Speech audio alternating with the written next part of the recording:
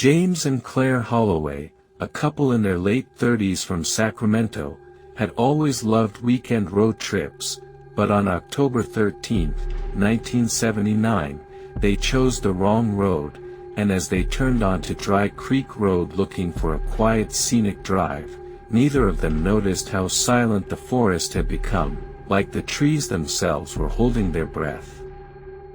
About 15 minutes into the drive, Claire pointed out that the road signs had completely vanished. No speed limit, no direction markers, nothing at all, just trees, endless trees, and as James squinted through the windshield, he realized even the yellow lane markings were starting to fade, like the road was slowly being erased by something that didn't want them to leave. Then suddenly, just as James rounded a bend, Claire gasped. There in the middle of the road stood a woman in a white dress, barefoot, pale as death, her long black hair soaked as if she had just crawled out of a river, and when James slammed on the brakes, the woman didn't flinch. She only stared, unblinking, with eyes that looked far too old for her face. As the tires screeched to a stop, Claire opened her door to ask if the woman needed help, but in the time it took her to step out and look around, the woman was gone, not walking away, not hiding, simply vanished into the fog, like she had never been there at all, and Claire swore she could still feel the woman's cold eyes on her. Back in the car, as James tried to shake off what they'd just seen, he turned on the radio hoping for some distraction, but instead of music or voices, they were met with sharp bursts of static and faint whispers, whispers that didn't sound like radio interference at all, but more like someone sitting in the back seat, mumbling secrets too terrible to say out loud. Thinking it was time to turn back, James searched for a spot to turn around, but every side road they passed was blocked by fallen trees or overgrown brush, and the deeper they went, the narrower the road became, like it was guiding them into the heart of something that had been waiting for years, something that fed on fear and confusion.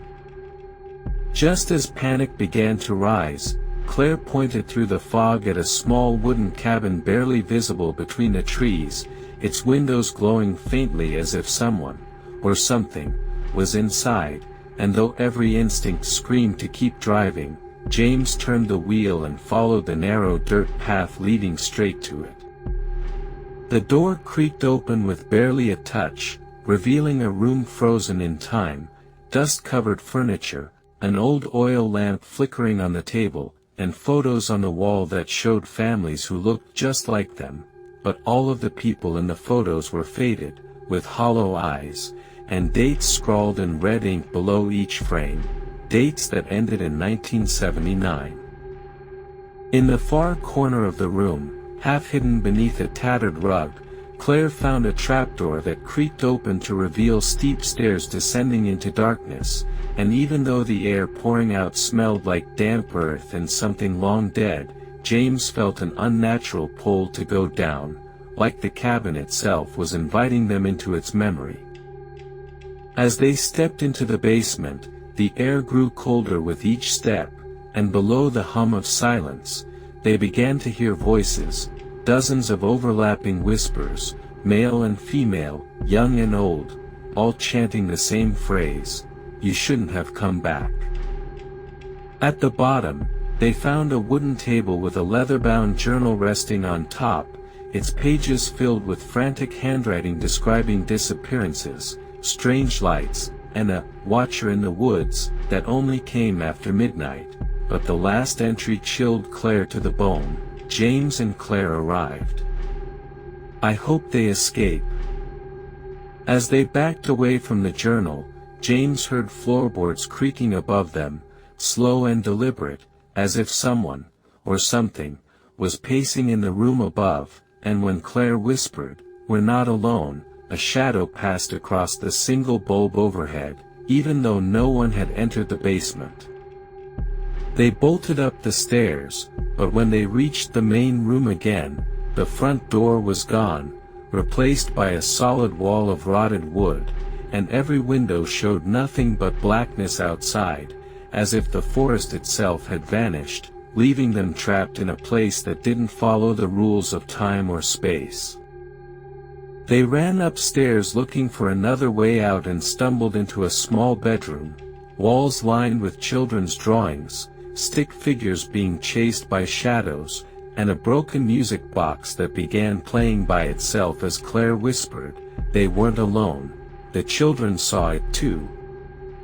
In the hallway, they froze as the woman in white appeared again, this time at the top of the stairs, her head tilted unnaturally, her mouth moving soundlessly, and as she raised her hand and pointed toward the woods, James felt a sharp pain in his chest, like something was trying to drag him out of his own body.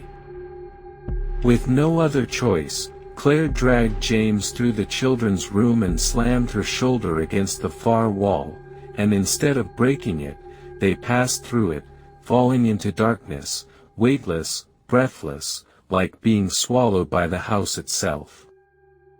They woke up coughing in the front seat of their car, parked in the exact spot where the woman had first appeared, but it was now morning, the fog was gone, and the road was empty, peaceful, as if nothing had ever happened. Except for the scratches across James's chest and the journal still clutched in Claire's hands. Back in Sacramento, they told their story to friends, police, even a local historian, but no one believed them, and when James returned a week later to prove it was real, he found no cabin, no side road, and no trace of the woman, only trees, silence, and the sound of whispering wind. In November 1979, Claire made one final entry in the journal before locking it away. "If you ever find yourself near Dry Creek Road, and the fog begins to fall too thick, don't follow the woman.